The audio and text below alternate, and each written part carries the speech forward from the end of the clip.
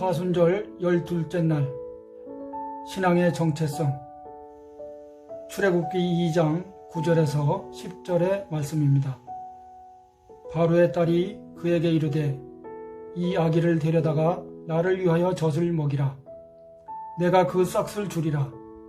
여인이 아기를 데려다가 젖을 먹이더니 그 아기가 자라매 바로의 딸에게 데려가니 그가 그의 아들이 되니라.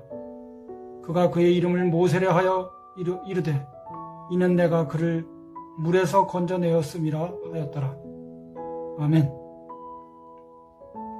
당시 이집트의 왕 바로는 히브리인의 번성을 막기 위해 막 태어난 모든 히브리인 아들을 강물에 던지라고 합니다.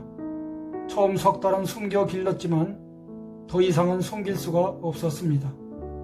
그래서 아기 엄마와 누이는 아기를 갈대 상자에 담아 강가의 갈대 사이에 놓아두었습니다. 마침 강가로 목욕하러 온 바로의 딸이 그 상자를 발견합니다. 공주는 이 아기가 히브리인의 아들임을 분명하게 알았습니다. 그리고 이어 그 아이의 누이가 나서서 공주에게 아기를 젖을 먹일 히브리 유모에게 맡기도록 제안했고 공주는 그렇게 하도록 합니다. 공주는 몰랐지만 그 유모는 아기의 어머니였습니다.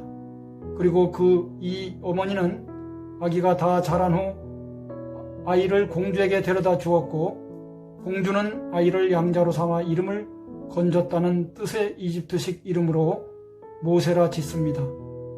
모세는 히브리인이었지만 이집트인, 그것도 이집트 왕족이 된 것입니다. 마흔이 다 되도록 모세는 이집트 왕궁에서 이집트 문화, 관습, 신앙, 정치, 사회, 경제를 배우고 익히며 자랍니다. 이만하면 이집트인이 된 것입니다. 그런데 그토록 많은 세월이 지난 어느 날 모세는 어른이 되어 왕궁 바깥으로 나갔다가 자기 동족인 히브리인이 이집트인에게 매를 맞는 것을 보고 히브리인을 때리고 있는 이집트인을 몰래 죽이게 됩니다. 우리는 여기서 의문이 생깁니다.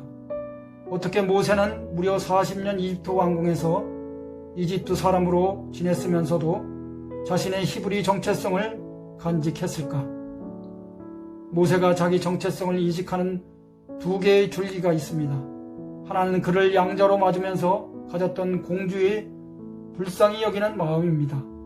바로의 살기등등한 유아 학살을 생각하면 가질 수 없는 마음인데 오히려 공주는 버려진 히브리 아기를 죽이기는커녕 유모까지 두어 살려낸 것입니다. 불쌍히 여기는 마음 때문입니다. 다른 하나는 어머니의 젖입니다. 아기가 젖을 먹고 자라는 것은 지극히 당연한 이야기지만 젖먹이는 이야기를 쓴 것은 예사롭지 않습니다. 더욱이 그 아기의 어머니인 히브리인의 젖을 먹고 자랍니다. 이 젖은 오랫동안 내려온 믿음의 조상 아브라함과 이삭과 야곱에게 내려진 약속의 젖줄은 아닐까요? 약자인 나그네, 노예로 살아온 지난 500년 속에서도 하나님의 약속만을 믿고 살아온 믿음의 젖줄은 아닐까요? 이 두 가지는 혈연을 넘어섭니다. 히브리라는 말 자체도 혈연적 공동체의 개념이 아니라 떠돌이, 불황자 등 사회적 약자를 뜻합니다. 오늘 우리는 우리의 아이들에게 어떤 젖줄을 물려주고 있나요? 우리 신앙의 정체성은 무엇인가요? 다 같이 기도드리겠습니다. 사랑의 하나님, 이 시간 신앙의 정체성에 대하여 말씀을 묵상하였습니다.